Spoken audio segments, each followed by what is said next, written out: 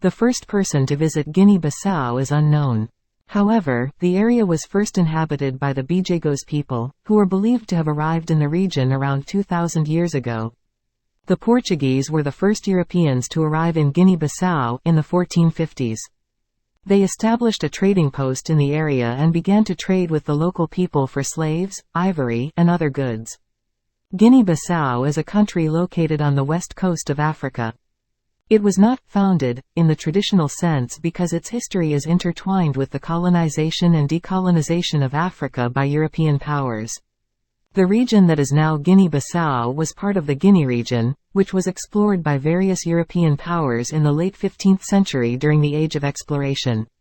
One of the first Europeans to explore this region was Portuguese explorer Nuno Tristão, who arrived in the late 15th century. Tristão and other Portuguese explorers played a significant role in establishing Portuguese control over parts of what is now Guinea-Bissau. The Portuguese established trading posts and forts along the coast, primarily for the purpose of trading in slaves and goods. As for photographs of the first European explorers in Guinea-Bissau, it's unlikely that photographs exist because photography was invented many centuries after the initial European exploration of the African coast. The earliest photographs date back to the 19th century, while European exploration of Africa's west coast began in the late 15th century. Guinea-Bissau became a Portuguese colony in the 16th century. The Portuguese ruled the country for over 400 years, during which time they suppressed the local culture and forced the people to work on plantations. The Guinea-Bissau independence movement began in the 1950s. The movement was led by Amilcar Cabral, who was assassinated in 1973. Guinea-Bissau finally gained its independence from Portugal in 1974. Since independence, Guinea-Bissau has experienced a number of political challenges, including coups and civil wars. However, the country has made progress in recent years and is now considered to be a democracy. To answer your question directly, the first person to visit Guinea-Bissau is unknown. The Portuguese were the first Europeans to arrive in the region, in the 1450s. Guinea-Bissau became a Portuguese colony in the 16th century and gained independence in 1974. Guinea-Bissau has a rich history, and there are a number of historical sites to see, such as the ruins of the Portuguese fort of Amora. You can also visit the village of Canchungo, which was the birthplace of Amilcar Cabral, the leader of the Guinea-Bissau independence movement. Guinea-Bissau is a small country located on the Atlantic coast of West Africa. It is bordered by Senegal to the north and Guinea to the south and east. The country has a population of about 2 million people and is one of the poorest countries in the world. The official language of Guinea-Bissau is Portuguese, but the most widely spoken language is Creole, a Creole language that is a mix of Portuguese and African languages. Other languages spoken in Guinea-Bissau include Mandinka, Fulani, and Balanta. The capital of Guinea-Bissau is Bissau. Other major cities include Gabu, Bafata, and Cashew. The economy of Guinea-Bissau is based on agriculture, fishing, and cashew nut production. The country is also a major producer of timber.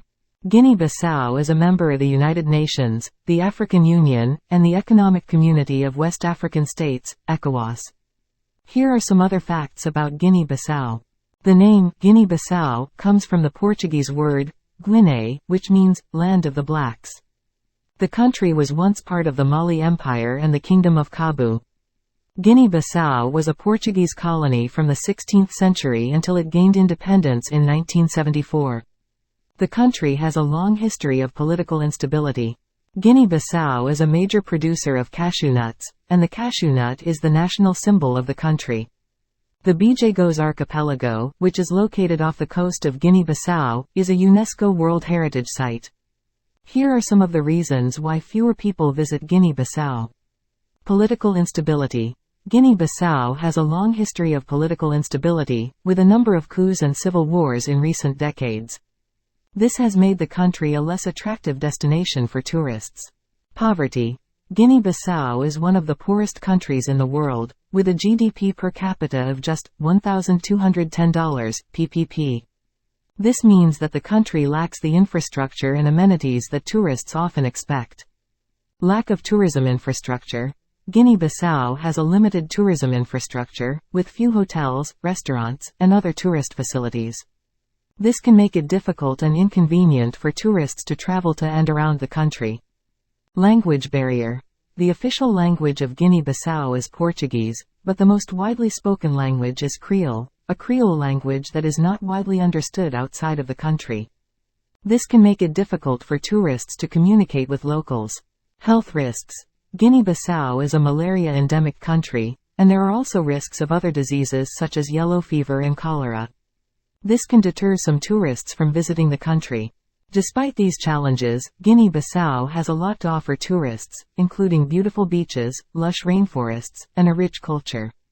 The Bijagós archipelago, which is located off the coast of Guinea-Bissau, is a UNESCO World Heritage Site and is considered one of the most beautiful places in Africa. If you are looking for an off-the-beaten-path destination with a unique culture and stunning natural beauty, Guinea-Bissau is worth considering. However, it is important to be aware of the challenges that the country faces before you travel.